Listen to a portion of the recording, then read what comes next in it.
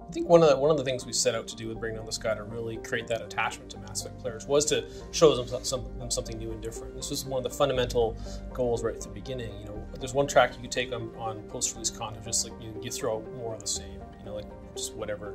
You know, really, we've never had that philosophy all the way from back on the Neverwinter modules that we used to release on the PC to Bring Down the Sky. We want to show them something different types of gameplay they haven't seen, a different character class they haven't seen.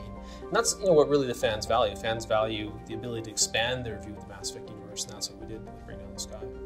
We had the exact same team making Bring Down the Sky, or a lot of the same people, and we were starting the planning already before we actually had finished Mass Effect 1.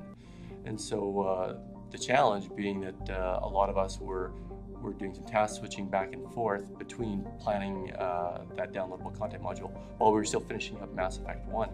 But the real advantage then was that we had people, the writers, the tech designers, the animators, everybody who was on Mass Effect 1 who knew the IP so well, working on the downloadable content so that we could integrate it seamlessly. Everything in Mass Effect is the universe hangs in the balance, and we wanted to get that kind of bridge story in right after the main game in a way that we really feel like a continuation of Shepard's adventure. So I really hope that we accomplished that. It was one challenge with Bring Down the Sky, being since it's like a downloadable module that some people will buy, some people won't see.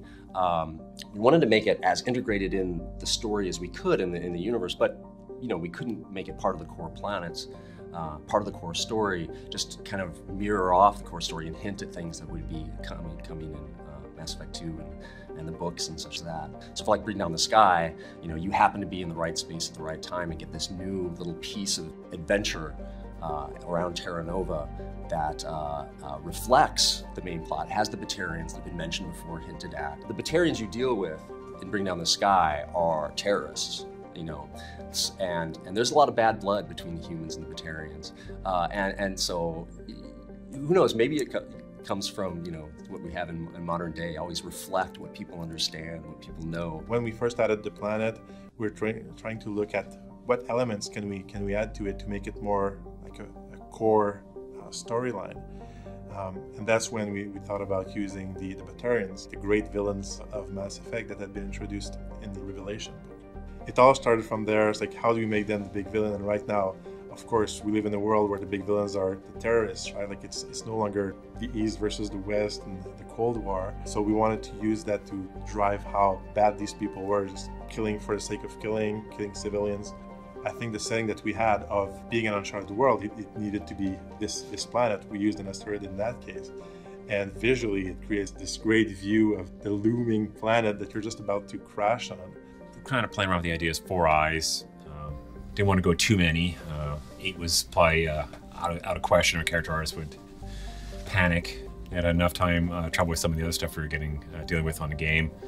So we drew this up, and basically like this guy here, he had 4 eyes. Kind of the shape of the head is what we wanted. These interesting nostrils, and Matt did a really awesome job on them. We were trying to reuse some of the elements from the original game, and one idea was to take the mining entrance on Therum. I don't know if you remember this, but in the game this had the platform that you kind of walked up to, and then you would go down into the mines.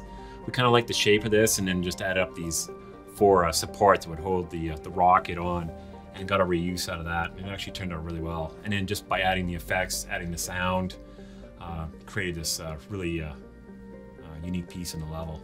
Working on downloadable content is really a great opportunity because it's really like game development 101. In a very short time frame, you have to build the entire content of the game. Building Bring Down the Sky took in total about 8 months from beginning to end.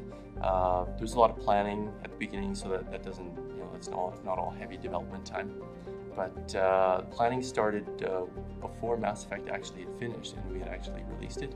So we knew we can kind of add some interesting challenges to the module, and it kind of opened us up to kind of do a little bit more maybe difficult fights, add some new interesting puzzles. So it's kind of a challenge to us as designers to come in and try to come up with some new ideas. We knew that we couldn't have a code patch, so we're still living within the code base of the first Mass Effect, and it was really fun to kind of try to figure out what could we do new? So we came in and tried to, you know, make some more interesting Mako combats. We had like turrets with shields that could kind of, you know, make it so that you can cheat from long distances and snipe them from far away. Had a little minefield.